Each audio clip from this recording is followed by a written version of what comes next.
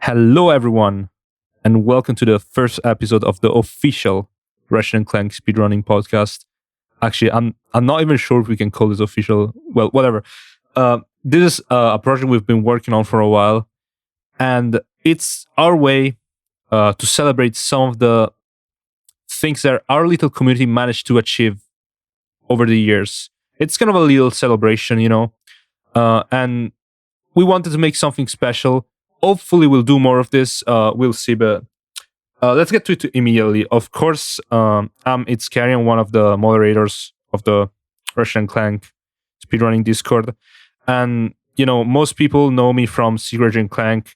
I mostly speedrun Deadlock nowadays. Outside of Ratchet, people know me for In Some Mind, like an indie horror game. But yeah, without further ado, let's also have my co-hosts introduce themselves. Yo, I'm Torvolen. Started running RaC just a year ago. About 6 years ago, I found out about RaC speedrunning through Sem's videos on YouTube, and that's pretty much how I got into it. My main game is mostly Ouya, but I'm also like somewhat known for RaC too. So yeah, that's it for me. Sweet. Okay. Hello, I'm Sin. I started running all the way back in 2016. I started with RaC PS4. I got into this all because of Raikaru, super old school runner. Ever since I saw him run RaC PS4, I explored a lot of his shit, and then I got super involved with the community. And I pretty much run everything in RaC except for like one or two games, like Size Matters All for One, like those games. But I've been around for 8 years, and I'm excited to be a part of this. I guess without further ado, then, we are going to go into our first interview person, a very old school runner, and I'm very excited to have interviewed this person, so give it up for Zem. So Zem, how did you get starting with your speedrun journey? My entire speedrun journey dates all the way back to 2008,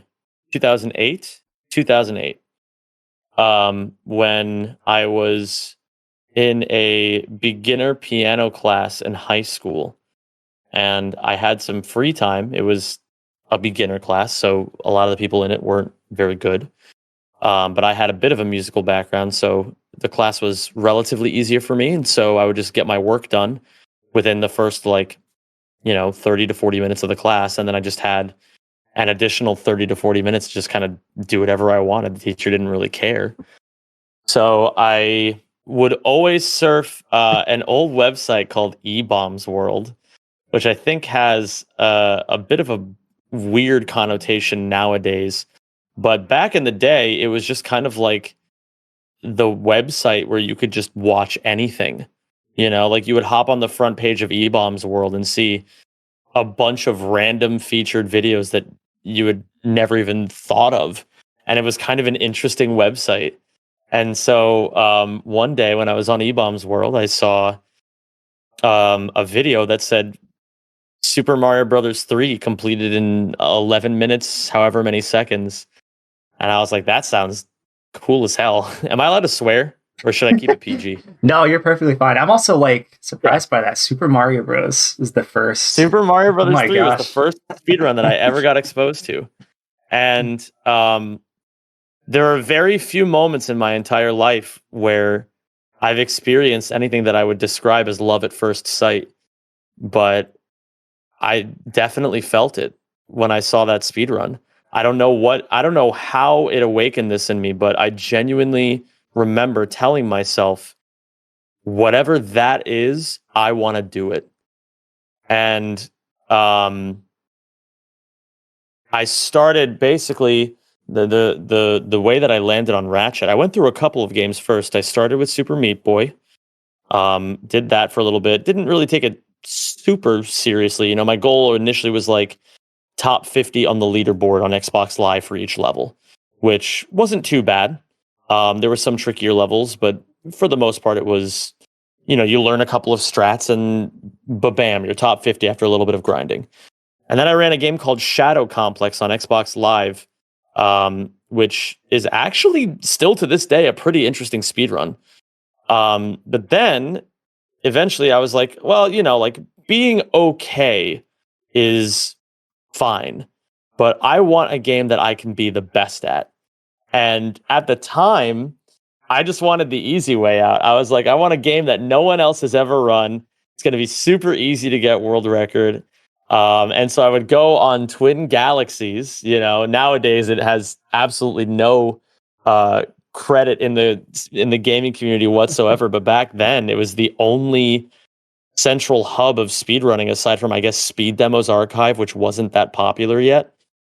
And so I went on Twin Galaxies and I tried to find some times for different games that I loved throughout my childhood. And one of the only ones that I found that had no times listed whatsoever was Ratchet 3. And I was like, okay, well, if nobody's played Ratchet 3, I like this game. I don't mind playing it a bunch. I'll just do that. And so I remember this was like back in 2009. I made notes on each planet because I think eventually I found Cannibal Canine's run from 2005. But when I would play it on my own, I would get it in like 6 hours at first, and then 4 hours, and I was like, that's pretty good. But like, is there any other strats out there? And eventually I started doing some research. This was now, we got to jump ahead a little bit because for a few years I didn't really game a lot. I was in college at that point in 2010. 2010 I went to college, and I was like, okay, it's time to focus up and not play as many games. And so I kind of stopped playing video games for a long time. And aside from like the occasional Smash Brothers or Mario Party with my friends. But in the winter of 2012, I don't know what it was, but for some reason, I had nothing else going for me. I think maybe it was because I had just gotten through a really awful breakup and I needed some change in my life. But I was like, oh, that whole speedrunning thing, maybe I could try that again. And that was when I started doing research on stuff. I was like, if I'm going to do this, I want to do it right this time. And, I studied Cannibal Canine's run religiously. I wrote down notes on everything he did better than me. I actually still have those notes to this day. They're in a box in like a storage unit in Pennsylvania. I'm never getting rid of those. It's like a very precious, sentimental, heirloom, I guess, at this point. But I took some notes on what I could be doing better, and then I went to YouTube, found a bunch of like random kids who had like terrible quality cameras and were just doing the craziest strats ever. And so then at that point I was like, okay, well, Cannibal Canine doesn't do any of these. I'll just do this, beat his time, record it, and there you go. I'm the best fucking Ratchet runner in the world. And that's exactly what I did. And what ended up happening out of it was the very, very beginnings of Ratchet, at least the Ratchet 3 community. I'm not 100% sure about Ratchets 1 and 2.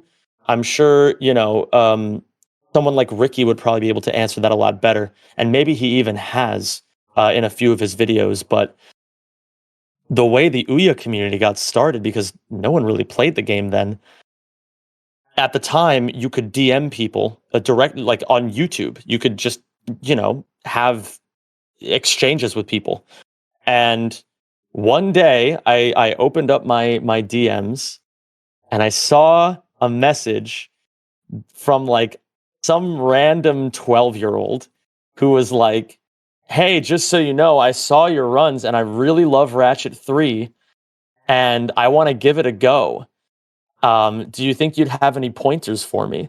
And so here I am, Mr. World Record. I think I'm such hot shit. I'm like, well, hey man, this is a really hard game, and don't worry if it takes you a while to get good at it, because there's a lot of really tricky strategies. And that 12-year-old was named Insomniac Nintendo, and he beat my world record in less than a week. And it was one of the most humbling experiences I've ever had in my life. And it I guess was like, yeah, that exchange was the shockwave that kind of set off an entire history of several years of Ratchet and Clank competition. So I know I went a little bit off the rails there, but I hope that answers your question. No, that was perfect. And I mean, I didn't even know that YouTube had DMs. Yeah, dude. Oh my gosh! Wow. They got rid of it. I don't know why. Like, well, I guess it just didn't make sense to have it. It's not really a platform where you DM people, but yeah, that's what they old YouTube. You used to be able to DM people. Wow. Yeah, and just such a unique just upbringing into speedrunning, and just the story is awesome. I love the story. It's great. It's a crazy beginning, right? I know it's a crazy little beginning. Yeah, and I guess, you did mention the community a little bit, and this is actually going into what's next is, what has been your experience with just the overall community, either, when it started, how it is now, just your overall experience. What has that been like? Well, it's certainly very different than what I ever thought it would be like. I guess I'm going to start from present and work backwards a little bit. Nowadays, to give a bit of perspective to people, I kind of feel in some ways like the last of my kind. Like I know IN still runs. I know Mobius is still doing a lot of stuff within the actual like community, hunting for strats, and obviously has a very important leadership role. But like, and Ricky still does videos from time to time, I suppose. But everyone else that I started running with is kind of gone. Sin, I mean, I guess I forget exactly when you joined the community. I know you've been around for a while. Yeah, I would have been like 2015, 2016. So like right after that, when like the servers started appearing, and that was like right after all that like initial server stuff. Yeah, so you would technically, I guess, be in like generation 1.5, maybe. Yeah. Or like, I don't know how you would call it, but like, I don't necessarily know if I'm considered OG because I feel like that's the old Ratchet 1 community, Ratchet 2 community. But I'm certainly in the conversation because like, I started running in 2012 and then I really started running in 2014 when things were just getting rolling. So I've been around for it, even if I wasn't super active, but regardless, it's interesting just because, everyone else I know has moved on. Which is not necessarily a good or a bad thing. It's just the way that life goes, Some people stick with things and a lot of people don't. But for a while, it actually made me feel very disconnected from this community. And I never really vocalized that to people because I was a bit insecure about admitting that. Nowadays, I have to say, even despite my lack of connection with it, it genuinely seems like it's better than ever. And that's something I really want to make sure that people understand is that like, from 2011 to 2015, maybe, that was like a period where, the community was just being born. We didn't have rules in the community. We didn't have resource structure. We didn't have anything. It was just like, I remember I learned Ouya by Slaughter sitting down with me in Skype calls and drawing diagrams of what to do on DAX to do hyperswing hovers via Microsoft Paint. Like That's great. If you wanted to learn the strats, you had to do a lot of work. And it wasn't easy, and the strats, like nobody really, there wasn't a lot of data. We didn't know frames. We didn't know anything. And I would think that if you took all of those people at that exact age, at that exact time, and dropped them into what we have now, it would be like if you took a caveman into modern day. Like the amount of shock that they would experience all at once would be crazy. They would feel like they stepped into an alien society, And it took a long time to get there for sure. And I would say in 2016 to like 2020, there were growing pains in the community for sure. There started to become more people. And so, of course, there were more opinions, more ideas on what Ratchet and Clank speedrunning should be, what it shouldn't be. Personalities would clash a lot. And people would get into arguments, like, for example, one tabloid and I got into such a bad argument. Well, we would get into a lot of arguments, frankly. Nothing but love to Tab now. I would say we are friendly. And he is somebody that I do have a lot of respect for. But that back in the day, we argued all the time. And it got so bad that at one point we even we couldn't agree on whether or not hyper striking after collecting the swing shot from Helga in Ratchet 1 to death abuse was faster than just falling. And we argued so intensely over it that we made a bet to see we made a big deal out of it. We were like, okay, whichever is faster, the loser has to give the winner $20 in whatever currency they have. And I ended up losing that. And then Tab sent me a photo of him buying a beer at a local pub with my 20 pounds. But yeah, that period, I think a lot of people thought the drama was really intense back then. But with fresh eyes, I would say that, I think growing pains is the perfect way of putting it. I think that's just what happens when a community starts to have more people and starts to form into something. People have started to realize, the stakes aren't so high anymore. People want to achieve certain things in their games and they want to get world records. They want to do this, but there's no animosity. Everybody knows that at the end of the day, speedrunning is something that's meant to be fun. And this community is just meant to be reflective of the dozens of different weirdos that from different corners of the world who just happen to find each other over a similar love of a really sometimes high quality, sometimes really low quality game series that we all just kind of grew up with. And I don't know, things seem nowadays very peaceful and I like it. Sure, there's drama sometimes, and sometimes people get banned for saying stupid shit, but that's always going to happen. Regardless, I think the community is something really special. And I think the entire history of it, I hope that someday I can make enough videos to tell all the stories. Because I think once people really understand what community they're a part of, they'll gain an even deeper appreciation for it.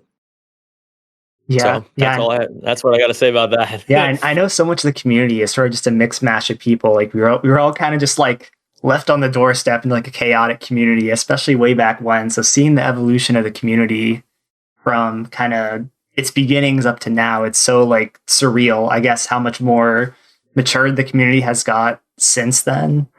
It's cool being a part of something that has so many different just types of people and from different countries and cultures. It's really sick to just be a part of that. I know just the community itself, it's been around for quite a bit, but do you know how the community, I guess, began, and what do you even think that the seeds for its success, what do you where do you think that those were planted to how the community got to where it was right now? So I'm going to oversimplify it at first, and then I'm going to dig a little deeper into what I mean when I say this. The community is where it is now because of luck. It is purely luck. But I will explain what I mean when I say that. Luck is where preparation meets opportunity. The opportunity was thankfully handed to us. I think GDQ has done more for spreading Ratchet and Clank than any single individual ever has. I think you could probably make the argument that I think the argument is at that point, like Ricky has had an enormous presence on YouTube, spreading the word of Ratchet and Clank, and I think in a lot of ways my stream has inspired some people to do that as well. But neither one of those would have happened without GDQ, and that's the thing people have to understand. The preparation was that our community, even from the very beginning, was, I don't know, it was just lightning in a bottle, honestly. The history of the original group of Ratchet and Clank speedrunners, nowadays known as the Chillest Boys, is one of the most special groups of people that I have ever been lucky enough to be a part of. I consider every single person in that OG group of Trilogy runners, and sometimes Deadlocked and sometimes Nexus if you're Scrit or Fern, I consider them family. I think a lot in a lot of ways the success of the community was because, well, we all just kind of found each other at the right time. In 2012 to 2015, we were all just a bunch of lonely guys who wanted to express ourselves in some beautiful way, and we didn't really feel like we had an opportunity to do it any other way. So we found Ratchet, and lo and behold, it was accidentally one of the best fucking games ever. Every single new discovery felt like a new accomplishment for the community. I'm sure a lot of speedrunning communities feel that way, but like it was just, it's so interesting that so many of us were such like-minded people and shared such a similar passion. Everybody in that community was freakishly competitive. Every single person in that community was very smart, very emotionally intelligent to some degree, very open-minded, because we were all relatively different people, but we still managed to find common ground in whatever we talked about. We loved having fun with each other. I mean, the Call of Duty lobbies were, I wish I could take people back into those Call of Duty lobbies and just have them listen like a fly on the wall, because it's like watching like 12 chimpanzees just hurl shit at each other for like 2 straight hours. But and we even all had a common ground in that somehow every single one of us in that group had a lack of a father figure in our lives. And so, it was just like every little coincidence that you could possibly think of to make a group of people who there was just so much natural chemistry.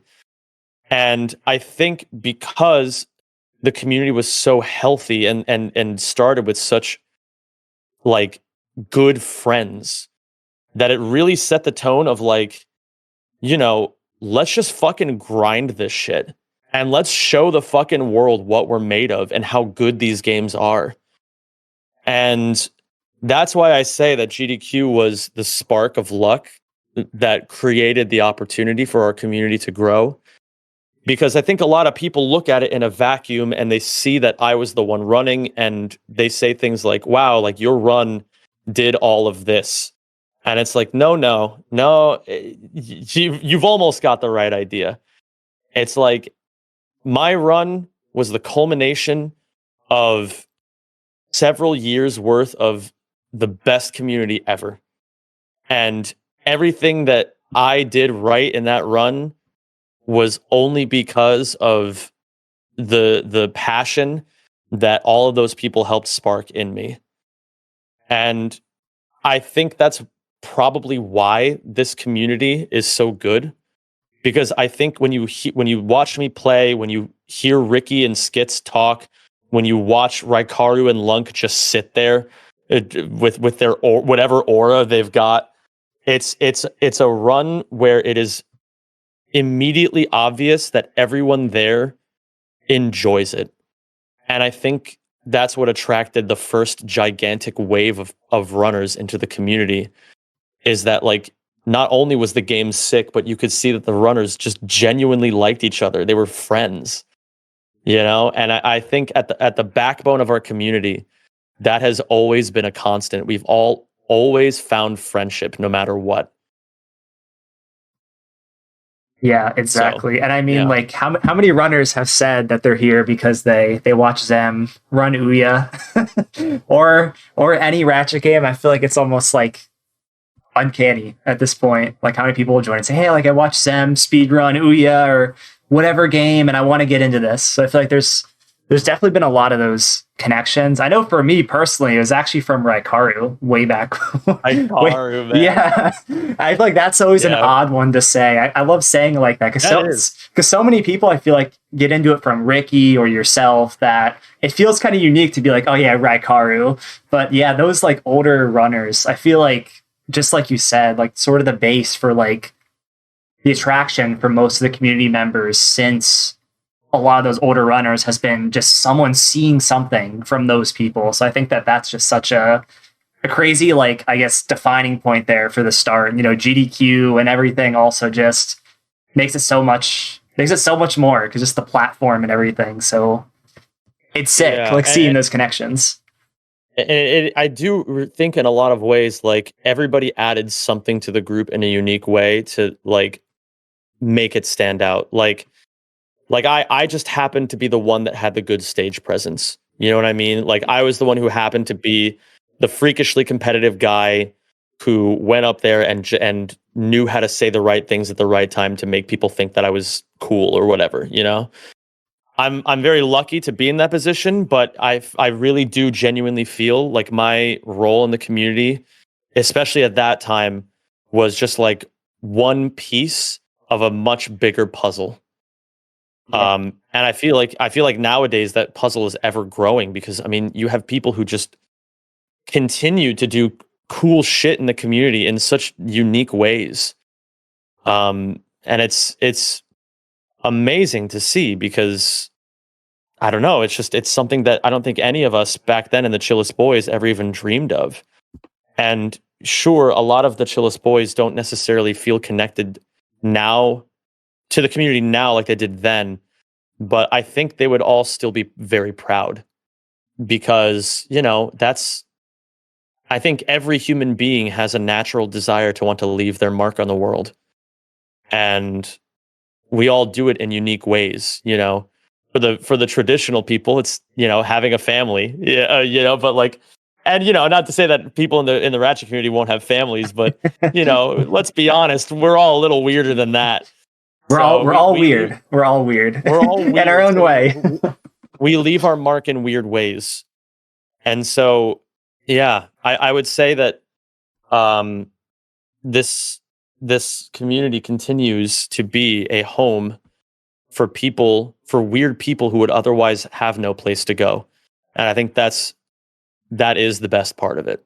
Yeah, and I know at the time as well, you would have never imagined how big the community would get since then, especially if it was just a group of friends that probably weren't thinking that far into how many people eventually would be wanting to run this series. And now so many of the established community members could have been from that initial stem and that initial point. So I'm also like really happy that the community ended up being that place where people can join in and kind of be how they want. And I think that the friends that all of us have gained in the groups and the various things has been just a defining point. I think that I also have to kind of agree that like sort of the family portion of it, of just knowing people that you connect really well with, I think is also kind of the most special thing for me. Yeah, I can agree with that. I really can. Yeah, we have a special community. Yeah, we it really definitely do. is. One of a kind. That's for damn sure. Definitely. Yeah. So I guess then from someone that I guess is more OG in the community, looking into what the community is like now, you know, I'm kind of thinking what kind of answer I might get, but how do you feel about these new era runners? Like, you know, past year, past 2 years, like brand new people into the community who have been dedicated to running. Like, how do you view and feel about those people? I love it. I really do. I have my relationship with speedrunning over the last several years has changed quite a lot. Not in a bad way though. It's just changed, you know? And now I see that, or for a while, I believe that like I was actually very anti speedrunning in a way. I don't know how obvious it was to people. I talk about it sometimes, but when I was speedrunning Ratchet from like, the last couple of years, I really was just kind of phoning it in. And whenever I would see runners taking it super seriously, I almost like wanted to keep my distance from it, because I thought like that's the kind of mindset that like made me suffer. Because I had like a really, really bad mental breakdown in 2021 when I realized that I wasn't very happy with the direction of my life in general. But that's a story for a different time. But nowadays, now that I'm out of that and I've made a lot of significant changes to my life, I've learned to appreciate it again. Like, yeah, it's like you go through the phase at the very beginning. It's like that bell curve meme, At the beginning of the bell curve, you're like, yeah, speedrunning is a stupid, pointless hobby, so let's just have a lot of fun with it. And then you hit the middle point of the bell curve where you're like, man, this is such a time sink, and what is it even for? I'm not moving forward in my life. This is all pointless, and it's like, eventually I have to move on from this. And then life moves on, and then you hit the final point of the bell curve where once again it's like, yeah, speedrunning is a pointless, stupid hobby, so let's just have a lot of fun with it, And so my personal journey at the very least was like that. And so now I'm at that point where I'm just like, yeah, if you guys are obsessed with getting better at this game and you guys want to like show everybody that you got what it takes to get world record in these really hard categories, fucking go for it, man. It's like, not only will you inspire other people to do the same, but you will inspire yourself in ways that you have never even known. And I owe everything I don't know about everything, but like I owe so much to the version of me that was so hyper fixated on getting every world record that like I couldn't think about anything else, because I in my life, I had never done that before. I had never fully committed myself to much of anything. And speedrunning is what taught me that. And without that version of me, for as flawed as he was, and for as many changes in his life as he needed, I would not be who I am now. And so I think that to all the runners who are new and pushing the meta every single day, please keep doing what you're doing and do it proudly and do it passionately. And to all the people who are still kind of finding their footing and don't really know if they want to do that kind of stuff, that's okay too. If you feel the spark, you'll feel the spark. Don't try to force it. Have your relationship with speedrunning be something that is for you and you alone at the end of the day. Do what you want with it and let everything else sort itself out in time. Yeah, absolutely agree with with all of that. I also definitely agree. Just the community itself and the new era runners, it's been something special. And I think that we have so many like hardcore runners now that just grind endlessly. Awesome. And I think it's so sweet, just the dedication to the series. It's so awesome to see. I feel like that carries on the legacy of the community. Exactly. We are at the core of our being, Ratchet and Clank speedrunning is disgustingly sweaty and we all know it. That's why we picked the games. You can't pick Ratchet and Clank these days without knowing that it's a fucking try-hard sweat series. People don't know what they're getting into. Yeah, people don't know what they're getting into anymore when they join this community. Yeah, I mean, yeah. Maybe not the full scope of it, but like, people know at least some of the legacy. Yeah. And it's funny because like, in a way, we are the ones keeping Ratchet and Clank alive because, my pokey skip video that I just put out, I actually was just checking my comments, literally, because I'm ADHD, like just scrolling and stimming while we're talking here. I clicked on my comment section and I literally just saw like 3 comments of people being like, oh, so it's a speedrunning video, but you think it's actual Ratchet lore. And my thought process is like, what the fuck else is it gonna be? Like, what lore do we have? You know, if we get another game, it's not coming out until 5 more Marvel games. Yeah. And like, you know, of course it's the speedrunning that's interesting. Of course it is. Everyone knows it. And so, yeah, I don't know, man. Like, I just think it's so sick that like everybody wants to climb really hard. And even for me, as somebody who's been doing this for over 10 years now, it inspires me to want to kick everyone's asses again. Yeah, the grind. It's like, back on the grind again. Yeah, man.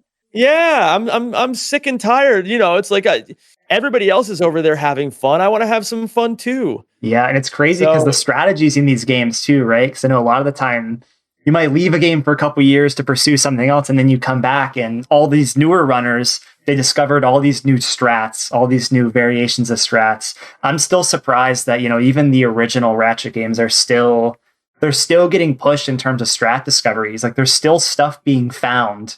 And I think it's so sweet, especially when you look at the evolution of the games themselves. It's crazy.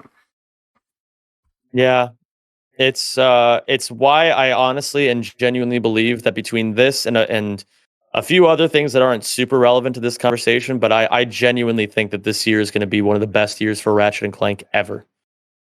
Yeah, it'll definitely be something to see, especially with everyone grinding from what it seems like more than ever. It's going to be really sick to see what everyone gets into this year. And I guess then speaking to just how hardcore the community is itself and kind of how long time coming it's been to get to now, what do you even think the pull to this community even is, right? You know, so many times we hear it, and I feel like it's kind of become a saying over the years, but, you know, people will often leave the server, but they always come back. Whether it's a year later or a couple months later, there seems to be something where people always come back to running these games, regardless of what's going on. Either maybe something happened or they just wanted to quit or move on to something else. People always come back. Like, why do you think this? Like, what do you think the logic is behind that? I think people come back because they know that there's no other place like this. It reminds me a lot of college in a way, to speak anecdotally for a second. When I was in college, I was always surrounded by extremely passionate, extremely intelligent people. And every now and then there would be that like meta conversation where we would be like, you know, it's not like a fucking dick sucking thing, but it's just like, we all recognized that not everyone in the world is like us. We recognize that in the real world, most people are not very passionate about the things that they do. They get up in the morning, they go to work, and they live normal lives. And there's nothing wrong with that. But some people aren't built for that. Some people just want more, whatever more means to them. And I think what happens there is what happens in the Ratchet community, where no matter who you are or no matter what it is you run for or what you believe in, everyone knows that the Ratchet community is pretty special. You know, there's no group of people on Earth like us. And yeah, we'll bicker. Yeah, we'll compete. Yeah, we'll fucking... It's always a clash of egos at some point. But, you know, it's like rivaling soccer clubs. It's like the hatred is only because they know they get the privilege of sharing that emotion with people like them. You know, it wouldn't be fun to get angry at just random people, but it is fun to get angry at people who know that, like, you know, it's something worth being angry over to them. They understand that feeling. And it's a really cool feeling, and you don't get that in many places. So yeah, it's like, I'll beat your world record today, and you tell me that you're gonna fucking crush my time tomorrow. I'm not gonna get mad at you for that. I'm gonna get excited. That's and that's something else that I really want to like make sure people know, especially the newer people in the community, is that the friendships and the rivalries that you develop here, especially the rivalries, are very, very special, and they don't happen very often in life. It is not common to find people who want the exact same thing you want and are willing to clash with you over it. It's quite rare. Yeah, like I don't know. It's like, for example, anytime I always feel I finally got to meet IN for the first time in person at ESA a few years ago. And it was like meeting a long lost brother, It like that little 12-year-old who told me that he wanted to start running all the way back then was now fully grown up and was right there at a speedrunning event with me. It's crazy. And so I think I don't think anybody in the community takes it for granted. But I do just want to remind everybody that these connections are special. So yeah. I guess that's what I had to say about that. All right, again, I go on tangents about this because I'm just really passionate about this. But No, I yeah. hope it's like the usable passion footage or whatever. Oh, no, it's perfect. Yeah, and just the passion is so awesome. I know so many people in the community might also be able to relate to just meeting some of your rivals, or some of the people you might just be talking to on Discord for hours and hours and days. Getting to see those people in person, especially for the first time, especially if you've had like a rivalry with them, or maybe you competed with them. I know personally for me, back when Rift Apart was big, remember like that was when Vito was getting into speedrunning, and we had that whole like kind of 1 year, 2 year rivalry in Rift Apart. And I only didn't get to meet him in person until 3 years after the game came out. And that sort of thing just feels unreal. Like it feels like a lot of things are coming full circle. So I really love seeing people in the community also getting to experience a lot of the other community members that they either talk to or have been rivals with just in person, because I feel like it feels cool. And that's why like I'm really like, for me personally, I'm really excited for this year because Scott and I specifically, we are cut from the exact same cloth, him and I. We are both, analytical, egotistical little shits.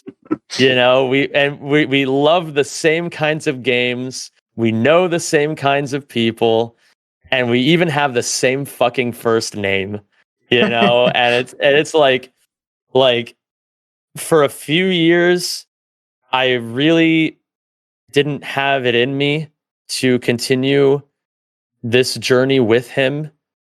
Life happens, and I think eventually every single person in this community will have some sort of moment that defines their relationship with this community in a very big way. I'm one of the few, I guess, who had that arc and decided to just come back in full swing. But yeah, I'm just really excited. We're both keyed up, man. Like we're gonna have a fun year of just trying to beat the shit out of each other's times, Like this kind of stuff doesn't happen often, and both the rivals and especially the friendships are something that is just one of a kind here, man. It's just one of a kind. So yeah, cherish every moment and fucking keep running Ratchet until you can't stand the sight of him anymore. Exactly. Yeah. Well, Zem, I really love the passion. It's so immense. And I'm just really glad that I got to be a part of just the questioning and handing down the questions and being able to talk to you about this. So thank you for being a part of this and just everything you've done for the community. Do you have any last remarks before I guess we close up here? My last remarks are that I want to do everything in my power to show people how incredible Ratchet and Clank is. Everything that I have done on YouTube in the last few years, all the growth that I have done, I'm not going to say it was for this community. I feel like that would kind of be some pretty clear bullshit. It was for me. But where it led me was on a journey of realization that I do still want to do this. And I used to believe that Ratchet and Clank was a dead end, but the better I get and the better I get at making content and the more I believe in the stuff this community has, the more I see that I was just completely wrong. So I want to make content that will make you all proud. I hope that, we can all still have a lot of fun together. So, yeah, that's about it. Okay, well, thank you, Zem. I will see you. Thank you for having me. This is really cool. Thank you again, Zem, just representing the whole community. Next, we're going to be heading into the mid-era of the community, and we have another very special person being interviewed for this. So I will leave it to you, Scary. Take it away. We're now here with, of course, the owner of the server, but also former speedrunner and world record holder of like 10,000 different categories, mobius. Hello. Yes. That is how I'd introduce myself, I think. I think you're definitely like one of the most important like people in the community for many different reasons, but like, I don't know, you can tell us more about yourself. How did you start speedrunning? What's your experience? I have two answers to that, because I think when I was very young, I used to be very enamored with like time trials and crash games, and I used to like submit my times to like Cyberscore and like all these other record books and all that. That was back in like 2008, 2009. Like I just always had that obsession. But I think it might have been AGDQ 2012, 2013. That's when I got like really introduced to full game speedrunning, and that's especially with the other like childhood PlayStation games that I had, like Jack and Daxter. I used to, follow Bonesaw. I used to follow Ricky like quite a lot back then. And then it was about, late 2013, early 2014 that I, stumbled upon RaC speedrunning. But I was just, a viewer. Like I do things, if I ever played the games casually, but I always kept myself very separate until the middle or late 2015, where I did a casual playthrough of Todd, and I realized I hadn't like watched a speedrun of it. And then I found out about all this amazing stuff. I watched Slaughter's very old NG Plus and 80% runs. Those are like a huge introduction to like, a lot of older Todd runners. And I ended up like landing in the community by like, just doing things and going, I think I can do this faster. I feel like I can discover things in this game because it was, relatively unexplored back then compared to, the OG3, everything else. And yeah, so that late 2015 period, it ended up being sort of like a golden age for Todd, because you had Squonk running, you had Claudia finding strats, she found a Visicopter clips and the decryptor skip on Visceron. User had world record, and then Rabbit and Pat, the two of them, like I became like pretty good friends with them through Todd, and I spent most of that late 2015, early 2016 period like conversing with them and getting accustomed to actually like the art of speedrunning, like actually doing full game speedruns and accepting like failures and all that. Like I wasn't very good at first, but I just had my like timer on my phone. I would sit there for an hour after school. I'd do a Todd NG Plus run. That's like what I do, and then I got better and better and better. And then by July of 2016, I'd managed to get Todd NG Plus record, and I felt like at that point I'd actually actually felt like part of the community by then. And, you know, the rest of that, you know, I feel like is sort of history. I sort of, you know, got more involved in strat hunting, you know, other people, mingling with other people in the community. Yeah, it was that late 2015, early 2016 period where I sort of like got my legs as a runner. Mm-hmm. Yeah, I think that's interesting because I feel like a lot of people just started off as like just viewers, and then they just like started like slowly running. Because I can say that like also for like myself, I think some of the other people I talked to, like they just started off as just like viewers, especially like in I don't know, in Sam's chat or like Scotto or like Mant or just like some of like the big people, and then they just started like running. You know, especially Zem, I feel like, you know, he was a big conduit for a lot of the people that sort of came in during that period of time. It's a little more fractured now, especially since we have speedrun.com. Back then, no speedrun.com, like in 2014 and all that. It's all Google Docs, leaderboards and stuff. So, you know, there's an easy place to actually, you know, find runs and find runners now. You know, that's the most helpful thing we have now.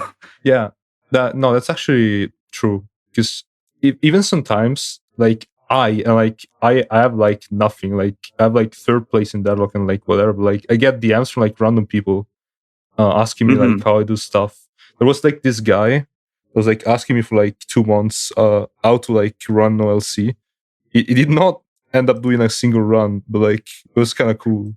Yeah, no, that's cool. I have a ton of people who ask me to like, you know, do random strats. Like they'll comment on YouTube videos from 4 years ago. And, you know, I happily reply, you know, if it's a curious question, because, you know, that's how I got into the game, right? Is strat hunting, figuring out stuff. Yeah, you never know. You might be like introducing like someone else to the community and just like running the games. So it's like interesting. So, okay. I also wanted to ask you, just like in general, what's your experience with the community? Yeah, just like, just as both as a runner and I guess as the owner of the server. It's an interesting question. Like I'm in my 10th year of being part of the community, basically, and I think it's been like pretty wholly positive. Like I've met a ton of people that like just, you know, they're going to be lifelong friends, I think, because, you know, I've kept up with some of these people for 7-8 years now.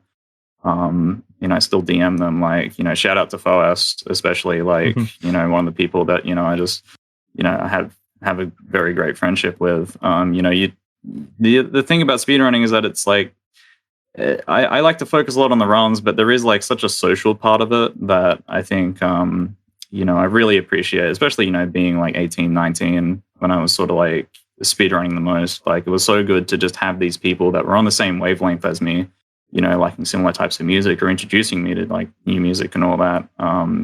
And, you know, watching the same shows, all this stuff. Like, you know, the social part's been pretty good over the years. Like I've never really had too many qualms with, you know, I don't know, how I've been treated or like the people around me. Like, of course, there's little scuffles and all that happen, but I feel like, you know, it's all very meaningless. I feel like this community, like, you know, does after a certain period of time realize, yeah, it's not really worth like, you know, lingering too much on like past beefs and all that. Like we're all in there for the same purpose, just to run video games.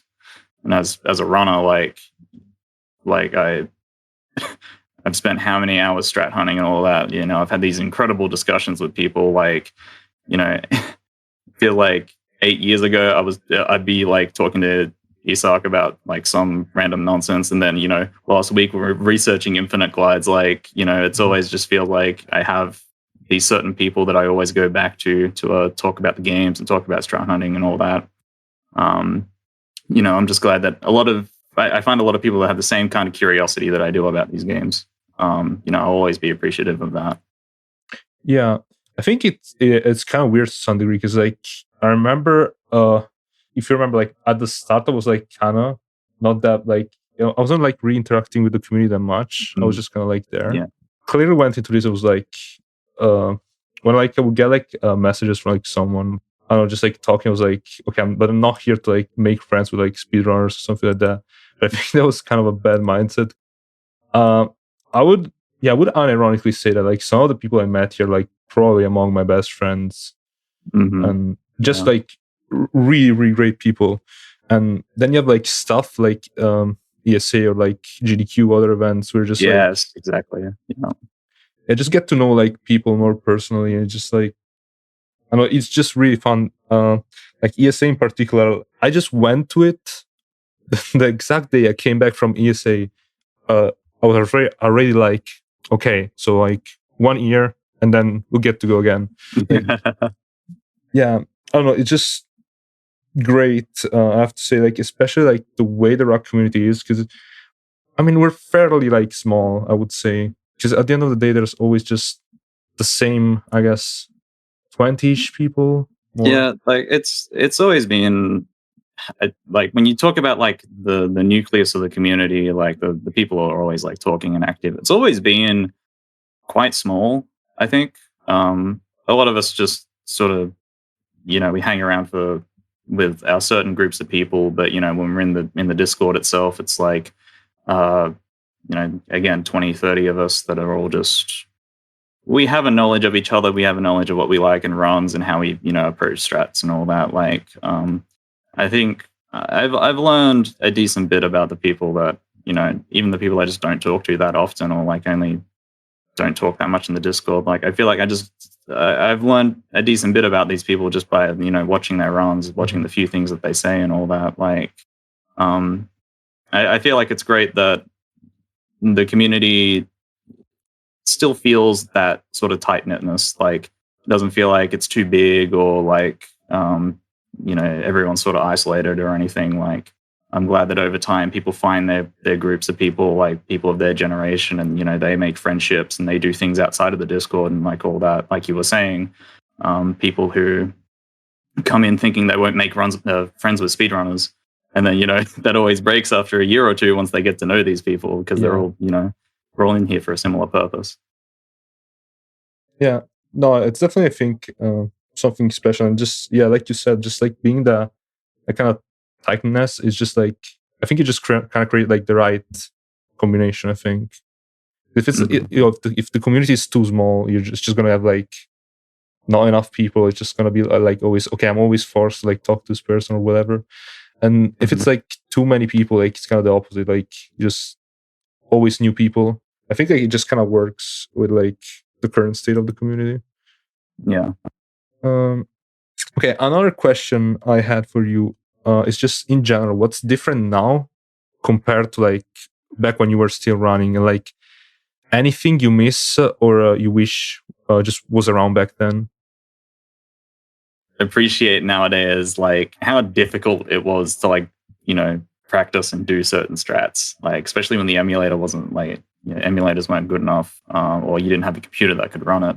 You'd have to manually do so much stuff to like attempt a strat or attempt like a certain method of something. Just having RaC, man, like biggest shift in the community I think I've seen, just like in terms of everyone's skill levels and everyone's like glitch hunting levels. Like one of those things that just has had like an amazing impact on the community. In terms of anything that I sort of miss, I do miss the fact that every game feels relatively explored. Back in 2016, it felt like I could boot up the game and, I could boot up Todd, I could talk to, Rabbit about something, and then, an hour later I'd find something and, I'd make a video on it and, I'd just ship that out. That's another addition to the route. It feels like nowadays strats are a lot more abstract. They're dealing with things that are beyond just like out of bounds or just like utilizing basic, like movement tech and all that. And some of that I enjoy a bit, but some of it loses me. I think like I'm not too much of a fan of stuff like level stacking and all that. Like I love the consequences of it, but you get all the nitty gritty stuff like trophies and all that stuff that like, and it depresses me a little bit. But I have always, maintained a perspective that's like, no, you gotta accept everything as they come. Like games are going to change. Games are going to get better and worse compared to like how they were back then. You can't be stuck in the past. Like I would always take the current state of games now compared to when they were back then. Like, I've always had to hold that mantra to myself because, as a glitch hunter, what am I who am I to say that like a strat's bad or something? Like I could have easily found something that would ruin the game for someone else, right? So like, you need to keep a fairly neutral perspective on stuff. Like realize that, things that I find could also negatively impact someone else. But at the same time, it's all in pursuit of the fastest time possible. So like, if it's quicker, great. I just got to accept that. Yeah. No, I think what you said, like, it just like reminded me immediately of the whole Boxy debate that we're not gonna get into. Yeah. Definitely. I think last year, just like at least we got like way less hostility against Boxes. I think I'm not really sure why. I think it was mainly just towards tutorial and like maybe all just like the resources in general. Yep. I mean, I think it's just that we didn't know them that well before, if anything, to be honest. Yeah, that always happens. It's like, there's always opposition to new strats. There's always opposition to stuff like race skip and all that. And, race skip's still difficult, but as soon as people sort of realize, yeah, you can learn it, you can tame it, like you won't get it 100% consistent, but there are ways to like get it better. Like people have a very knee-jerk reaction to, big changes that, are either, extremely difficult or take out things that they liked about the run. And it's always, I think a good perspective to have is if you don't enjoy the run anymore, you don't need to do these things. You can just, stop running the category if you don't want to do it at, that tip-top level anymore. But at the same time, I always encourage, like, give these things a try. Give Boxies a try and stuff. It takes out a bit of, the movement tech that some people like, but at the same time, they still, at this point, are consistent, manipulable. They're just a component of the run now. They're just like, anything else. They're just like whip jumps or anything, They're just a single tech that influences a certain part of the run. Like, I think breaking things down into that thing, like, a new runner that comes in nowadays is just going to see Boxies as just like a totally normal thing. Mm-hmm. They're just going to accept it and go, oh yeah, I guess I'll have to learn these at some point. It's only the fact that you were around, 2, 3, 5 years ago, you remember all these things that, you have these hang-ups. So I think it's like every now and then you got to go in with the perspective of new runners and just go, hey, can I learn this? Is this something I enjoy just in a vacuum? Like if I was learning the game now, would I like this? I don't know. Yeah. That's just my thing though. Oh, definitely. I think that's just kind of the right mindset, to be honest, because I think most of this stuff we can, like, if you really don't want to, you can just avoid learning. Like, of course, if it's not like a massive time save, I mean, to be honest, you can just keep running and just like not care about it. 'Cause I think at the end of the day, like if you want to run and have fun, you can just do that. But if you just want to get like a really good time, I think just in general, how speedrunning works, you're always going to have to try to learn and like go for like the optimal strats. Mm-hmm. And I think, I mean, at the end of the day, I don't think it even matters that much for certain stuff. Because, for example, I think I remember with race skip, who was it again? I think he might have been Skunk. I might be wrong. Because I remember them getting like really good times without even going for race skip, and then actually learning race skip and just getting even better times. So yeah, you can just kind of avoid doing that, and just if you want, you can always just try it. If the strat works for you, then yeah, you can just go for it. But I think like it's always good to have an open mind, like you said. Yeah. Okay, so another question I had is, so what exactly goes on behind the scenes, and how do you and the mods manage the community? Because I'm still fairly new, I haven't done much. Yeah. And also, what's just like the hardest aspect to manage, in your opinion? I think the role of mods has changed quite a lot. Nowadays, we mostly, like, other than the things we do every year, like the relay and all that, and the prelay, which, we sort of just have our certain people who know what to do, how to do tech setup and all that. And that's all fine. Like, FPNAS and FOS are really good with dealing with that stuff. We mostly just deal with concerns that are brought up to us, whether that's about like additions to the Discord or like people who are causing whatever strife somewhere in the Discord or somewhere else. Yeah, it's mostly just like roundtabling over things that, people bring up to a certain model, they bring up to me, and we sort of just like hash it out. Like, it's a lot more relaxed than I think it was. And I think it's because back in 2017, 2018, 2019, we still had to do so much groundwork for the community. I think like, even just setting up the Discord properly, like all these like debates, like I don't know if people know, way back in the day, the game channels were just Ratchet _ PS2, Ratchet _ PS3, Ratchet _ PS4. And so all game discussion would, like, for RaC 1, 2, and Ouya would funnel through the same channel back then. Actually, absolute nonsense. Like, if you suggest that nowadays, you'd just be kicked out. Like, what the hell are you talking about?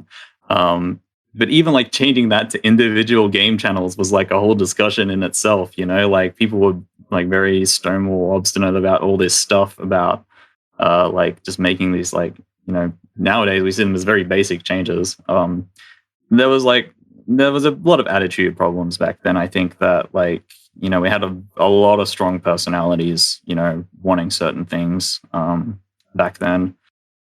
We used to have like weekly mod calls and stuff, and we like, list all the things that we needed to do and changes and stuff. One of the stupidest things we ever did was, do mod calls about leaderboard decisions and then not have the leaderboard mods in them. Like, it was, it's all just like these very like stupid things that you think nowadays, like, why would you ever do this? Why would you ever do these things? But it's because, we had to go through all these like, difficult discussions and mistakes and changes and all that, when the mod team was a lot more active about like, figuring out what they wanted to be. That I think nowadays, like the actual structure of the Discord, I think is, pretty good, all things considered. The channels are good.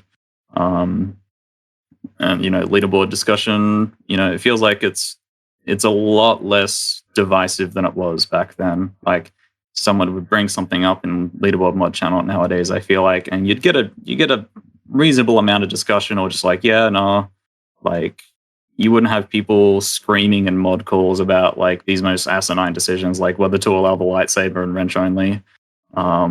Like the stuff like that shouldn't be a 90-minute like, yelling match in calls anymore. Luckily, I think everyone's a bit more calm, a bit more, easy about how to, make decisions, in terms of moderation nowadays. So it just ends up being like a lot of just discussions, like over a period of a couple of days. And then if we like come to a consensus, then we make the decision. Like, it all feels very natural. I don't want anything to be too high stress for the mod team or anything. Like, we all have jobs nowadays, you realize. Like, back when we were really young and the only thing we had in our lives was speedrunning, yeah, of course we could get like very heated and argumentative about it, but like I have so many other priorities nowadays. Like, speedrunning is not my top priority. Dealing with very, minor decisions in my life, like leaderboard changes and all that, that's not a top priority anymore. And I want other people to just like, calm down. And I feel like, the community has calmed down when it comes to making those decisions now. Oh yeah, that's probably true. I feel like not caring about it that much as well. I think it just kind of helps, because you can just like you can just be more detached from it and just like accept possible things that might be like, I don't know, or people are just like telling you, and just kind of, you might just be willing to just hear them out. Yeah, just I think just it just kind of helps in general, especially because I don't think there's even, I might be wrong, maybe there's secret meeting every 2 days that I don't know about, but I just don't think.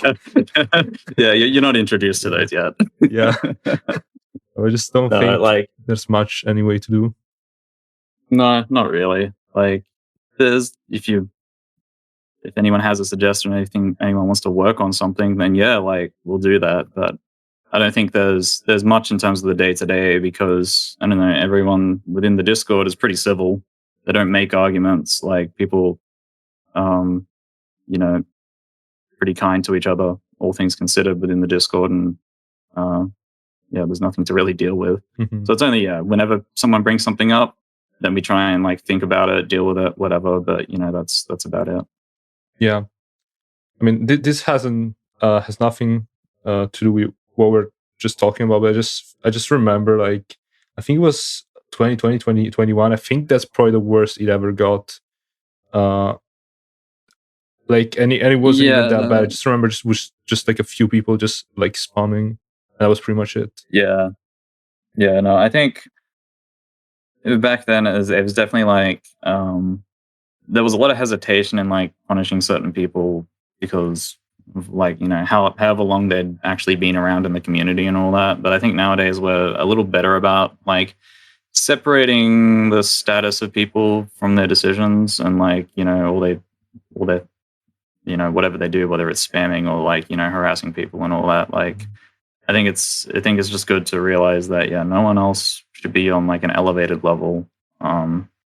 Like if you do something that's annoying or harassing someone, like you're going to at least take a step back and realize that what you're doing is wrong, like whether you get timed out or whatever, because there's no real gain to being annoying in the community. I think like you get a rise out of someone, but you're not actually like, I don't know, it can't be that satisfying to be, intentionally frustrating for people. But, what do I know? Yeah, and just like, again, just like going back to it, like the community isn't that big. Like you're just gonna have to like talk to that person anyway, even if you don't want Exactly. to. So like, I think it's just better to try and just like get along. Even like if you don't like someone, I know it's just fine to like put differences aside and stuff. And I trying to just talk to them. I think it just helps. Again, like you're not forced to talk it to anyone. So if you don't want to, like just block them on Discord or something and just ignore their messages. Like that's if you really don't want to look at someone like and how they talk, like that's what you can do. There's so many things you can do on your end before we have to like I don't know get involved or anything. And like I don't think any mod wants to get involved in social matters and all that because that's I don't know. It's not decisions that we like making. Is the big thing. Yeah, definitely.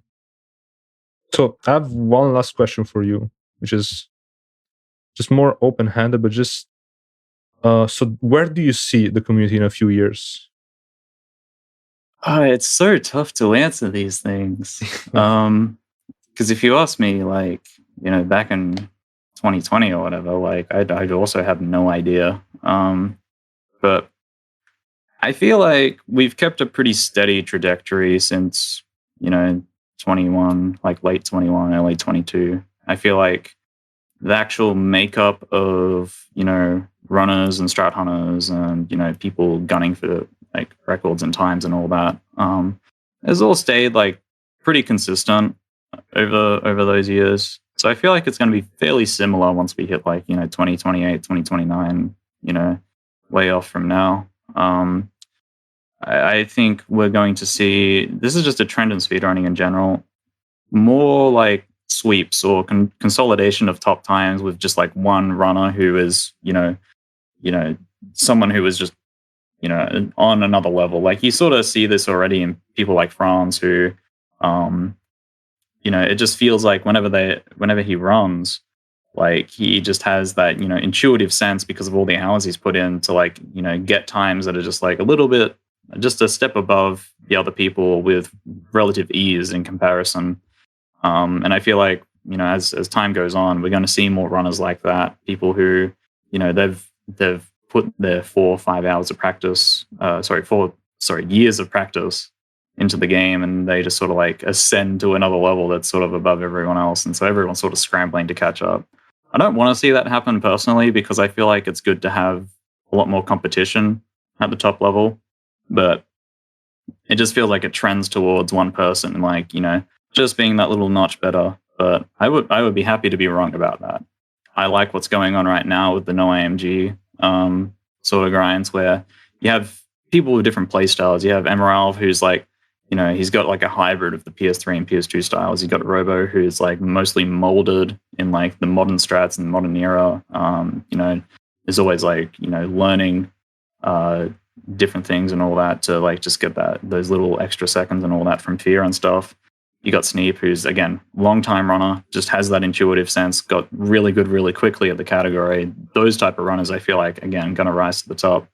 But it's then like Fear, who does absolutely everything at a lower like consistency rate, quote unquote, of getting runs out to the very end. That you can just see like in his summer bests and all that, like he's just that little bit better on a lot of splits that like a lot of people are still scrambling to get to. But I don't know.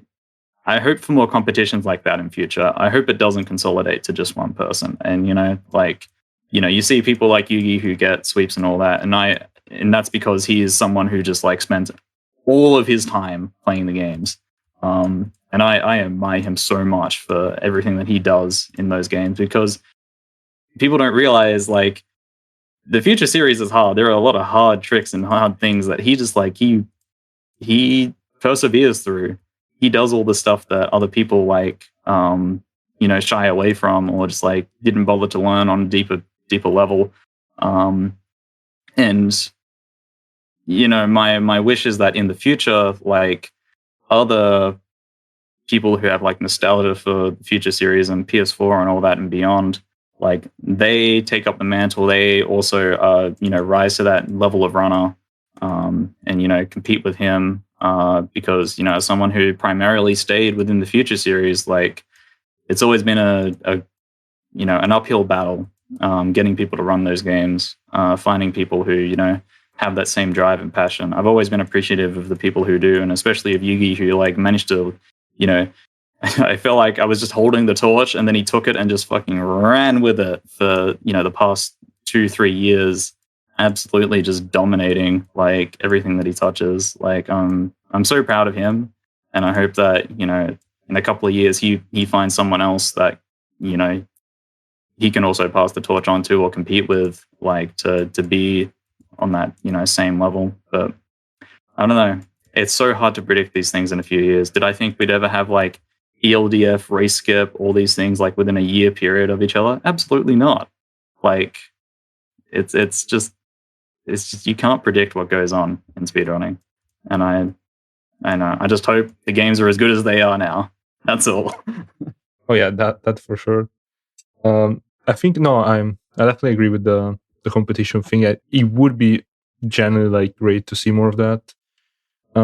Especially I think just with Yugi. Yeah. I mean you've seen him like pretty much compete. I think last year was mainly like, especially like at the end of the year in Todd, with like Torp for like NG Plus and stuff. It would be cool to see more people just run future games and just see more competition for those world records. And I think honestly, some of the I have to give props to Yugi, just for not only just being really good at all the games, but also just being like, I don't know, getting into categories like All for One Max Percent and like Size Matters Sando. Just being like, yes, I'm not only gonna do this, I'm gonna do this as fast as I can. Which I don't think people realize how much effort that takes. And I'm sure he's gonna do that because I think he said he's going to do SAC soon as well.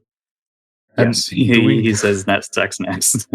Yeah, and seeing him doing that for that game as well is gonna like, it's not only just spending time on the game, just having to just pretty much take whatever the game throws at you, which is not good by any means. And not only in terms of difficulty, but just like, I would even say just in terms of the enjoyability, or like just runs being very long as well. It's just tedious. Like there's just some stuff that is tedious, and just like the fact that he managed to go through some area. I mean, also going mobile was really, really tough. It was definitely a really hard world record, and the run wasn't that enjoyable, I would say.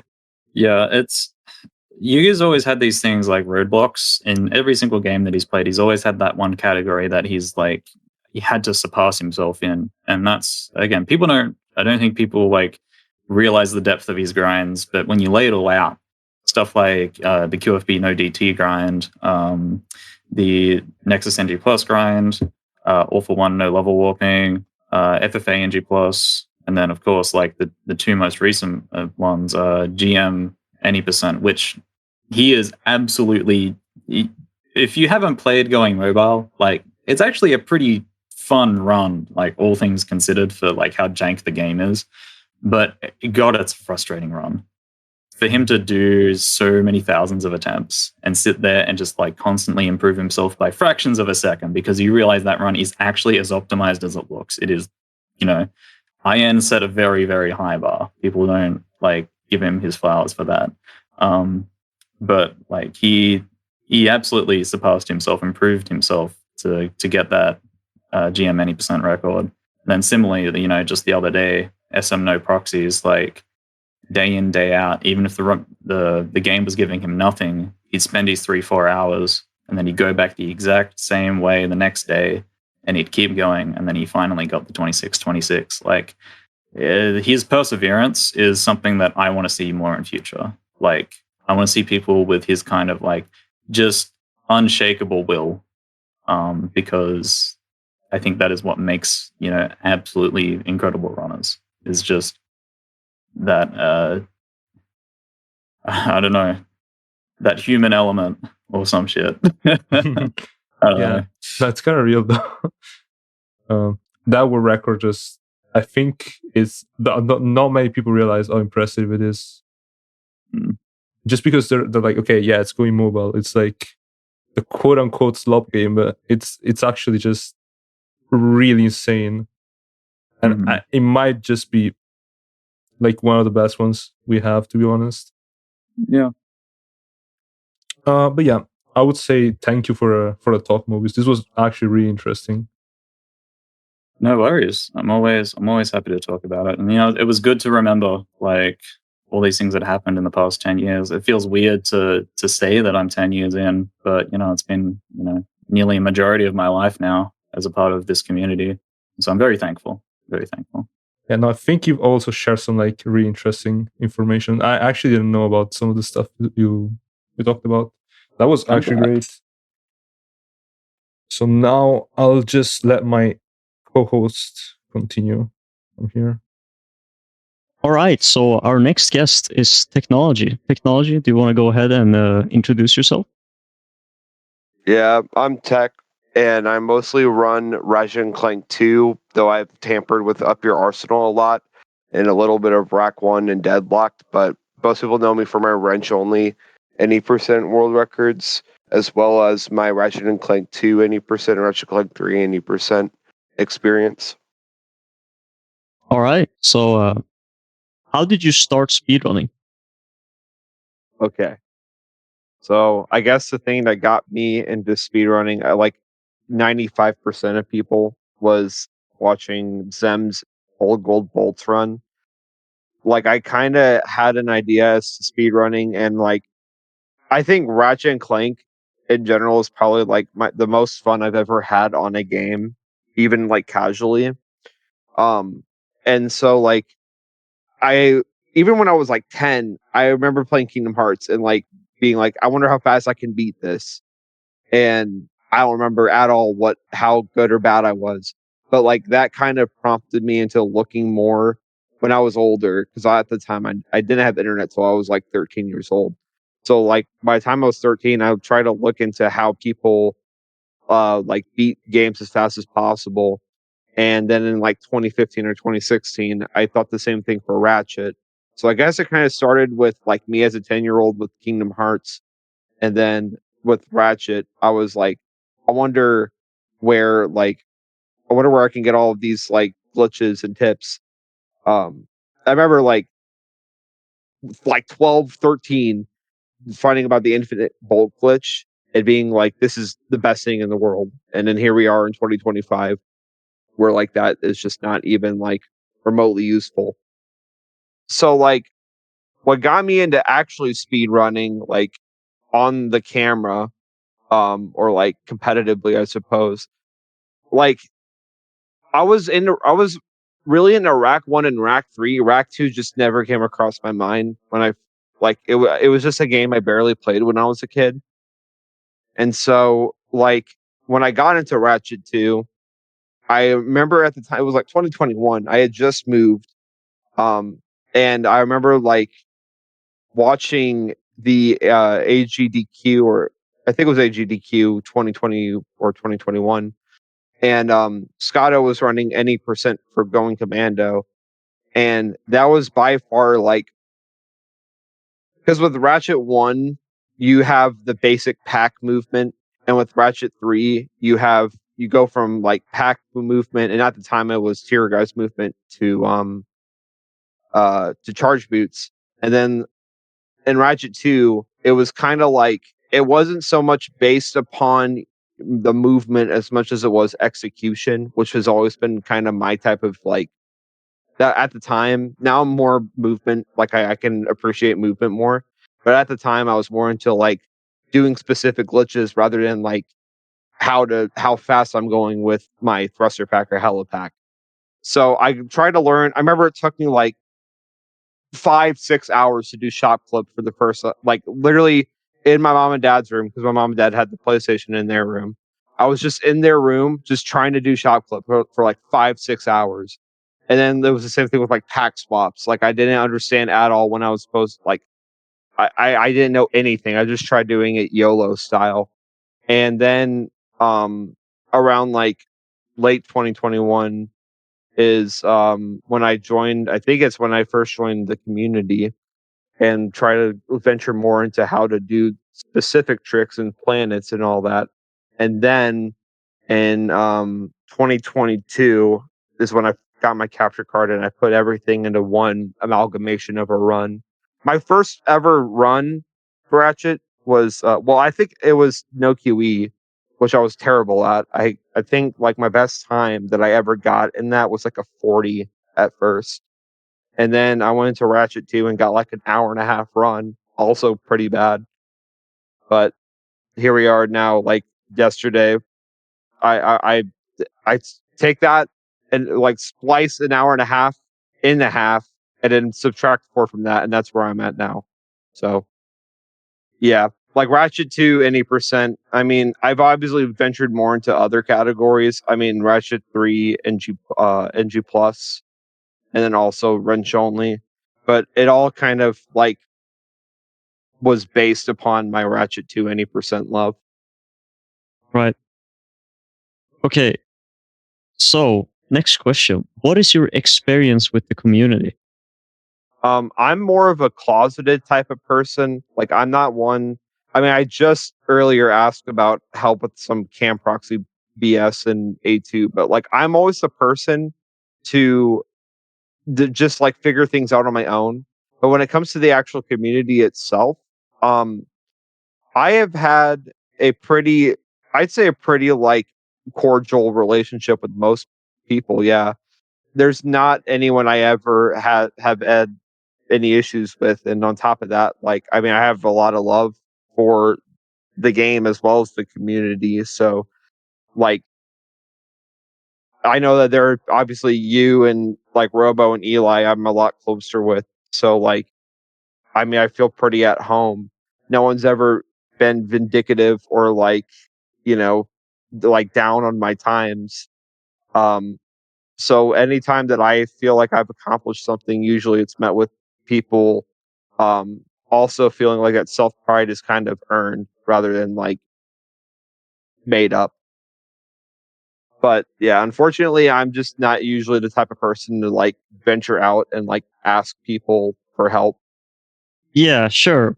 It's not like just that. Like I know your personal engagement with the community might not be that often or whatever, but I guess we're mostly interested in like how do you perceive the community like from an outside view if you're like not participating that much still, because you've been around Okay. for like 2-3 years. I guess I'm trying to be mostly positive because I don't like to say anything. I don't want to seem like, I mean, I guess the more you love something, the more you realize the flaws in it. But like the community in itself is pretty much like, oh, I've been in the community for 2 years or 3 years, but I've been spectating for even longer.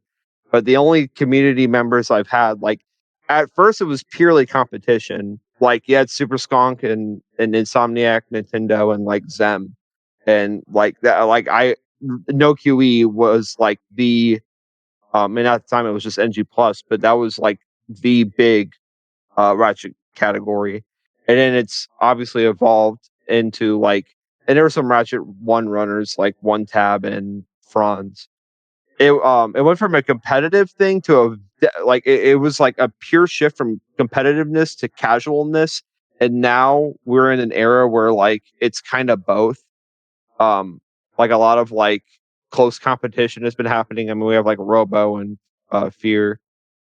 I would say that there was a period in time where there was like a lot less like restrictiveness, and it ended up kind of backfiring because we had a lot of people who were just like trolling all the time.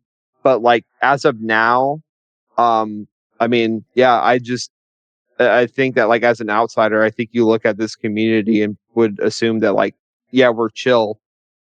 All of us are just kind of like we're having fun while at the same time putting up a competition for people to see. Yeah, a healthy mix of being serious and then also unserious. Because it's a hobby. It's meant to be fun. Yeah, it's like yeah, exactly. Like it's like anything ever, like it could be competitive and it could also just be a hobby. And right now we're in that mix. But before, like I said, when we first started, it was purely like this is my time, you beat it type situation. And now it's like this is my time and it's bad, but I like it. So while we're on this, how do you view some of like the older community members? Older community members. So like you're talking about the OG ones, like Well, I guess it's up for interpretation. Whatever you would consider old, I guess. okay, so like a lot of the OG community members, not too many of them are around. I mean, Sneepy will come across every now and then. He's real, like Sneepy, in my opinion, is underrated for how good he is. And then and then you have Yokari, who has always been like he's always been kind of similar to me. He's always kind of like someone who just comes by, does his thing, and then just kind of goes away for a sec. And he's not really too interactive. But like when it comes to like the bigger ones like Zem, yeah, I mean Zem's still, he's always up and down with the like rack move, like what is it, like the rack flow, the ebb and flow of Ratchet and Clank. And then like he's just getting into Ratchet to any percent, which like even like I'm just like freaking out about that. Um, but like with Marathon has been around for a while, and he's now trying to venture more into other games. Then you have other people. Like I remember Ricky was like absent for a while, then he came back and got an 18 in NG plus for Act One. I'm trying to think of more runners that have been around for a while, but yeah, like I know One Tab just came back, but he's doing Mario runs. Um, I'm trying to think of any more OG runners that I keep up with, but for the most part, like I think most people like that I personally hang out with now are like the more new runners. Fear I know has been around for a while, and he's still like everybody has their own niche. I know Zem tries to venture out more and tries to be like a master of all trades, but like with most people though, they have their click category and or game, and they stick with it. And like I said, they can come back to a category after not playing for months or years and still like come back and just absolutely like decimate the competition. I guess as a follow-up question, I'm kind of interested. It sounded to me like a lot of the ones you were naming have been moving away from Ratchets. Why do you think that is? So like I mean, not everyone is necessarily moving away from Ratchet. I mean, some people are and some people aren't. Sneepy's been pretty like, he's pretty fixated on Ratchet and Clank. And Marathon still runs Ratchet. I mean, he just was running APB, but some people like Zem. I mean, Zem's kind of been the mascot for Ratchet speedrunning, and I'm not saying that in a negative way at all. I'm saying that in the sense that he's always been in this kind of state where he feels like people used to watch him purely for Ratchet content, and when he tries to venture away, unfortunately, like whether it's intentional or not, some people just aren't watching his non-Ratchet content. But then you have like his Crash video and like some of his other like non-Ratchet content videos, God of War, and it like blows up. And I know he's always been wanting to like venture off into new things, but unfortunately, when people are like the dominant one in a category, a lot of people have expectations that that person will stick with the category. And then to like add ammo to the gun, it's like you just get burnout. And so all you do is just you kind of disappear for a bit. And then once competition comes back to your old world record or whatnot, you come back and deal with it. I mean, I always like that with any percent for RaC too, because I just got so tired and burnt out from losing runs to Felton and Barlow that I was like, screw this. And then I just went away from RaC 2 and did other games. But now, then I came back. But yeah, I mean, Yeah. it's understandable why people. There's always the bullshit part of your game. There's always that one part of your game that just makes you want to like clench your fist and punch the TV.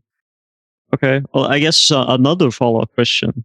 Do you feel like people are forgetting that this is just a hobby and it's supposed to be fun?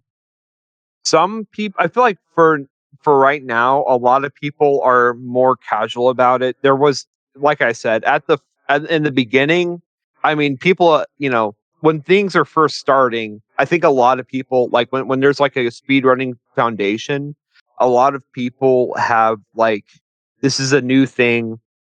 Like they have the mentality of this is a new thing and let's run with it. And so they end up like turning it into more of like a competition, like I said. And I feel like most people either want to be the best or want to have fun. And I don't think that there's like, for a while it was like a huge separation between the two, and now it's like those two are kind of harmonized. And it's not even with the RaC community. I've seen people just like agonize over trying to get times that are like ultimately sentimental, and they just want this time. They put everything into it and it doesn't happen. Kind of like what we said earlier about like burnout, like you get burnt out from your anger. And people take it way too seriously and try way too hard to focus on this one goal that they forget about, like just to enjoy the moment. I think a lot of people that go for really top heavy times are oftentimes like really, whether they get down on themselves or they just start to like bash their head against a wall. And I'm like, and it's just like at the end of the day, it should be about what you want and not what you feel like you should need. Yeah. Yeah. I mean, I agree for the most part. Yeah.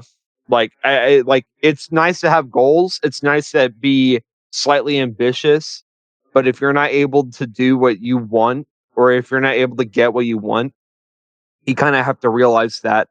And once you stop having fun, like with me, once I stop having fun with any category, I go to another. And you can come back to that same category later and appreciate it more or get better at it. I do think, I think it's almost kind of like objectively or like mandatorily correct that breaks make you a better runner. Oh yeah, 100%. I agree. Yeah. I feel like I usually play better when I don't play sometimes, which is kind of weird. You went away. Yeah, sorry, I was cutting off. I was gonna say you literally went away for a couple months after getting like an 807, I think it was, or an 803, and then you came back and got a 759, then a 54, and then a 39. So like, yeah, I don't. People are afraid that when they come back they'll be really rusty and bad, but I think that it lets you collect yourself, and then you come back with the knowledge you already had. And once you've done something like enough times, you're just never gonna forget. Sure, you might get rusty for like the first couple of runs. Eventually, you will like fall back in your old ways.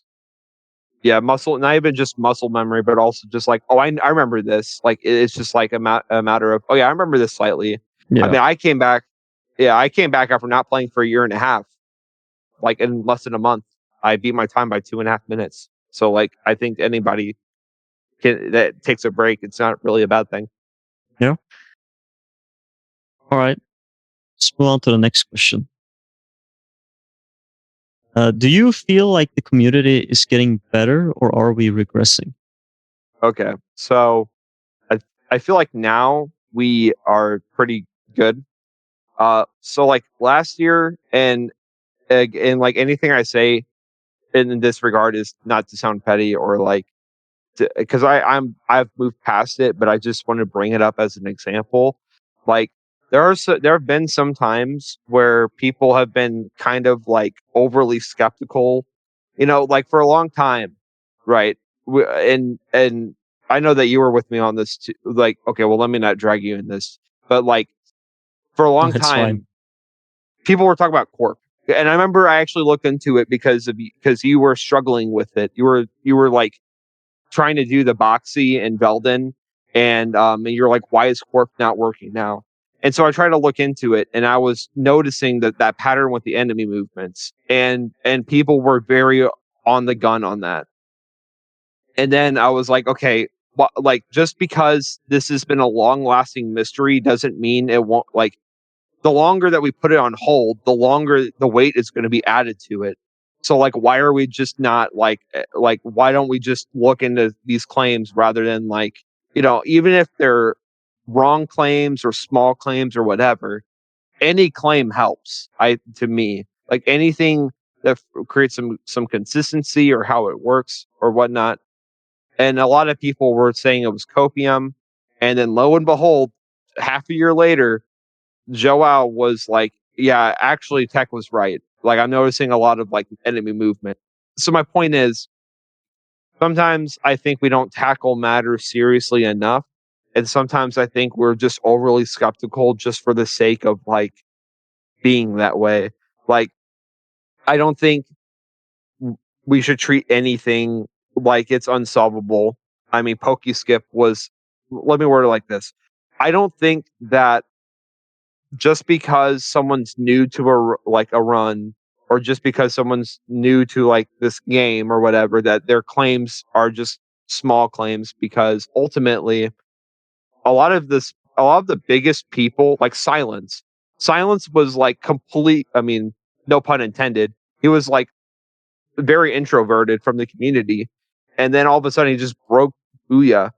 And so like, um so my point is that like we need to treat everyone like like what they're saying has some weight to it, has some value to it, and then maybe act upon that. We can look into it for like a minute and be like, okay, I'm not seeing any correlation here. I do think that we need to treat everyone equally in terms of like being a strat hunter or like a runner or whatnot. I mean, and if anyone acts the opposite, if anyone's like bragging about their times, then shut them down. But I don't, or about like strats and saying that they are objectively correct, then you could shut them down. But if someone's making a claim and they're like, I think, and if they use the terms like I think and all that, then we should maybe look into it. Yeah, I mean, you know what this reminds me of? Huh? You know that podcast Bear would have where he would like bring on runners and talk with them? Yeah. I think in one of the ones, it might have been the one when he was talking with Mobius, but I think he said something along the lines like, sometimes you just like need a new pair of eyes. I feel like that's pretty much exactly what you're trying to say. Like sometimes new people are like the best people at finding new strats because, well, they don't have the same, they're not stuck in the same mindset as like older runners are. Yes. In order to be a good strat hunter, you have to break boundaries, because a lot of the newest runners like Robo was only in the community for a year or less than a year and found race skip. Like sometimes you have to just accept what people say, or just like look into what people are saying instead of being like copium or whatnot, because ultimately what they're saying, like you're missing out on major potential. I think that we need to just be more open to new ideas instead of just relying on what we already know and trying to build upon that. Like, yeah, I mean, for a long time, for almost I would say a decade or longer, we used a decoy and turrets to clip, and now we use a camera. So like we just need to be more like susceptible to like new strats from like new players. All right. How do you think the community could improve to start getting more new runners? So it's kind of a catch-22 because it's like it's an old game. I mean, it's an older series, and and not to say that people will never want to run the game, but I think some of the viewers and audience are based off nostalgia. Some of them are new runners. I mean, I know that we have some younger runners in the community, but I think the way that you kind of appeal to people when it comes to, it's like what we said earlier. You want to mix like the competitiveness. You want to have these good times or whatnot, and you want to supply that with a good attitude. If people see great times but a crappy attitude and like toxic behavior and all that, they don't want to join. I think ultimately, like, behavior of a community as a whole, that's a statement that everyone says, but like overall, like if people are more fun and like relaxed, or I guess just more lax in general, then they're more apt to be like, okay, I want to be part of this. I mean, that's how I was with the Sly community. Like, not that I was going to transfer from one community to another, but the Sly community for me has always been like a positive, like everyone's just chill. And it'd be like cool to be part of that like community and whatnot. And with Ratchet, it's like, yeah, I mean, most people now are chill. We can appreciate times we very much appreciate people's times, while at the same time, like, we're just chill about it. So I think that overall is like why I think like we could get new players or new runners. I think now is probably the best, like the most opportune time, just because of everything.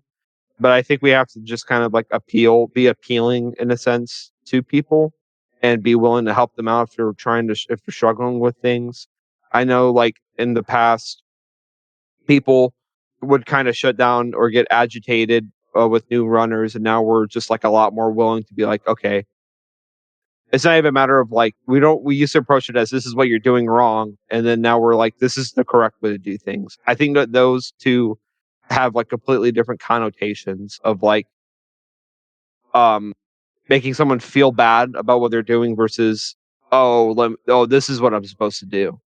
I think those two are like completely separate, and one's mostly a positive experience. Do you feel like the community is a lot more welcoming of new runners nowadays compared to like before? Yeah, I would say that for a long time we kind of had like the same recycled, like we always just had the same runners. We always just had people who were always in the community. We didn't really have any like activity really. And kind of going back to what I said about with Zem, for a long time, Zem was pretty much one of like the only major Ratchet and Clank runner, because of the fact like he was for a long time the only runner up until like 2020 that actually participated, or like he always participated in Ratchet and Clank runs for like GDQ. With ESA, I'm not exactly sure, but I feel I'm almost positive that he was always a part, if not the part, in those runs and marathon races. Now we're definitely a lot more welcoming. Now we have more people that are willing to be the frontliners of their categories or games. For a long time, I think that people only stuck with one game, and now people are more willing to try out other games to see how they feel. Zem with Ratchet Clank 3. I know Emerald with like Ratchet 2, but he was doing RaC 180% recently. So like I think more people are more welcoming, not only even like old runners are or like more welcoming to themselves because they try out different games and see how they feel about it. Um, then you have like Yugi, who's I don't exactly know how long he's been in the community, but he plays literally all the games in the Future series. He's tried out some of the OG ones as well. So and I feel like that's a great thing because then people get to see more personality in those games and in the like Ratchet and Clank series overall. Yeah. The last question is a little bit more aimed towards you specifically, because I think it's very like this is kind of targeted, right? And that Okay. is, how do you feel about the community's opinion on things like category extensions? Okay. Oh, I see. I see why this is more aimed towards me. Okay. So I I think when people say, people refer to wrench only and 10 titanium bolts and all that as meme categories.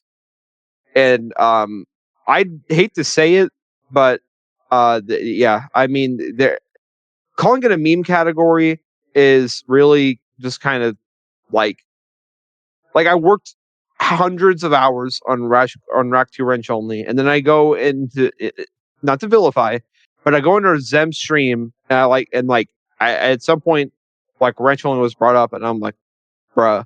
And then I made a comment, and then Zem was like, yeah, I don't know why you play that meme category, or something like, yeah, you're crazy at that meme category, or whatever. I'm like, bruh, like I love wrench only. The wrench only route is insane for Rack 2. Rack 3, I can kind of understand why people feel like it's a bit, I mean, it's just, people could say, oh, it's just any percent but worse. But with Rack 2, wrench only, yeah, it's like a completely different ball game. There's a whole bunch of reroutes compared to the any percent category that like it feels completely separated from. I mean, you even get the charge boots, but like even then though, um so like 10, I've been on the 10 platinum bolts grind, and the reason why is because it's the only bolt category that's optimal on PS3.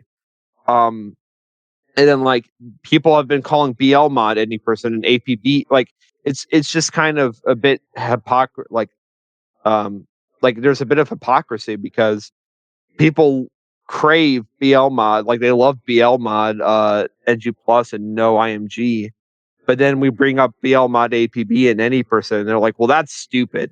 And it's like, wow, like I think that if it's a category that like some categories are meme categories. I mean, N60% is by far the most meme category of all time, or like one of them.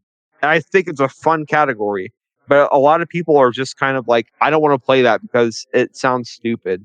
When I think it's probably like one of the most fun, and it's a short category too. It takes like 4 minutes to get into, but a lot of people just hear like they see 10 titanium bolts or gold suck cannon or wrench only, and I think people with wrench only are like, oh, that sounds interesting. But I think a lot of them with the other categories in a lot of different games are just kind of like, oh, yeah, that sounds really lame. And I think that they're missing out on like potentially some of the most fun that they'll have. But yeah, with wrench only though, calling that a meme category, like, I don't know. I think that it's an unhealthy way to treat people. Like, I guarantee people, like, if you want to run a category, whether or not people call it a meme category or not, just run it, period. But I do think that it's a bit kind of like what I said earlier about like the like pointing fingers and laughing at like people's like strats and whatnot. Like when I was mentioning Corp, how people were like skeptical of me. It's like it's the same thing with like trading meme categories as a joke. It's that same type of energy that's pretty toxic. So I would say that I would say that the community still needs to improve on that. I just want to be kind of upfront. I think wrench only is by far my favorite, like probably my favorite category. But I just was burnt out from it because I played it for so long. Do you think there's a way to fix this somehow? The only way, People's dismissiveness of category extensions, I guess. so sometimes I think that like with wrench only, and this isn't just bias, I feel like it could be a mainboard category. I feel like with category extensions, it's like a non-completed category. You and 60% you don't beat the game. 10 titanium bolts you don't beat the game. It's a matter of like collect and gold suck and whatnot. Okay. but but I feel like if you complete the game in a style, that shouldn't be separate. Like, just because, I mean, you beat the game, you know what I mean? I feel like there should be a difference between a completed run versus even all gold bolts per one, like one gold bolt per file. Like, even if I think that meme is like really silly, I still think that because you complete the game, I think that that could serve us as a main board category, and category extensions could be left to the people who just want to, 10 platinum bolts and whatnot. But I think the other thing, like from a mental standpoint, is just kind of treat every category like it's equally as challenging.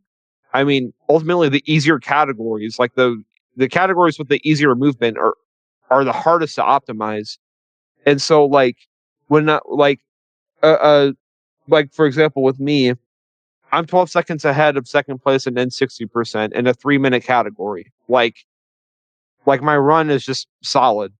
But because people see it's N60, they don't really want to admit that. And that's not, again, like, it just comes off to me like, just because it's this category doesn't mean it's an impressive time. And in reality, I think, the opposite. I think that some of the best runs, or like the most like crazy runs, or the most fun or whatnot, are oftentimes the ones that people dismiss. Like I said, with RaC 2 wrench only, I think calling it a meme category is a pretty toxic mindset, and I think a lot of people should just start to like appreciate those categories more, or like just don't, at the very least, just don't like treat them as if they're inferior to like the main board categories. And the hypocrisy that I mentioned about BL mod any percent APB versus no IMG and NG plus. Yeah, I mean, the way I see it, it's like, I mean, it's all arbitrary. Like, why draw the line there and not there? To me, it's all really the same. I guess to me, it's more about activity, because a lot of the category extensions aren't as active as the main board ones. But also, it's like, I don't really understand sometimes what the purpose of the cat extension board is. Like, why don't we just have everything on main board? Yeah, I don't really like get it. at the very least, but like one simplistic answer, and I know it might be a lot of work. I'm not exactly sure, but just have, like, on the main board categories, just have a cat extension, and like a cat extension category, and then there's subcategories Right. below that. I think Spyro does that. I'm not exactly sure how other games do it, but yeah, I mean, I agree with that. I think that Yeah, it they shouldn't do. be separate. Yeah, like, I get it could be hard to homogenize everything into, like, because again, I'm not a moderator and I don't know the pain, but I could imagine though that, like, transferring the cat extensions into the games themselves, like, it'd be a lot easier for people to see and notice, and like, everything, appreciate, whatnot, or take notice of the cat extensions if it was just on the main board category. But how many people are going to click on Ratchet and Clank, or Ratchet and Clank Going Commando, and then see that tiny link that says Ratchet and Clank series, and then click on that, and then see extra categories or category extensions, and then click on that, and then go to RaC 3, and then click on that, like, there's a lot of steps to that, when in reality it could just be as simple as, okay, I'm on RaC 1 and I see cat extensions. You know, like I said, I think some runs are more of cat extensions are more impressive and harder than the actual main board categories themselves. In my opinion, RaC 2 Wrench Only is way more impressive than RaC 2 NG Plus, because it's just so easy to get an NG Plus time. Yeah, But you could make an argument for that. yeah, I think.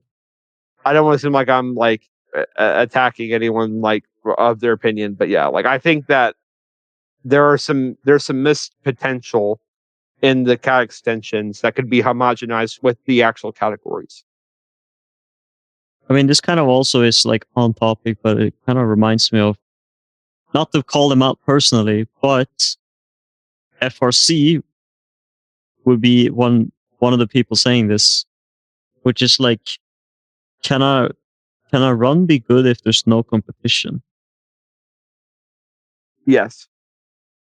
It's the whole, if a tree falls in a forest, doesn't make a sound. Like, just because you're not there to witness it doesn't mean it's not impressive.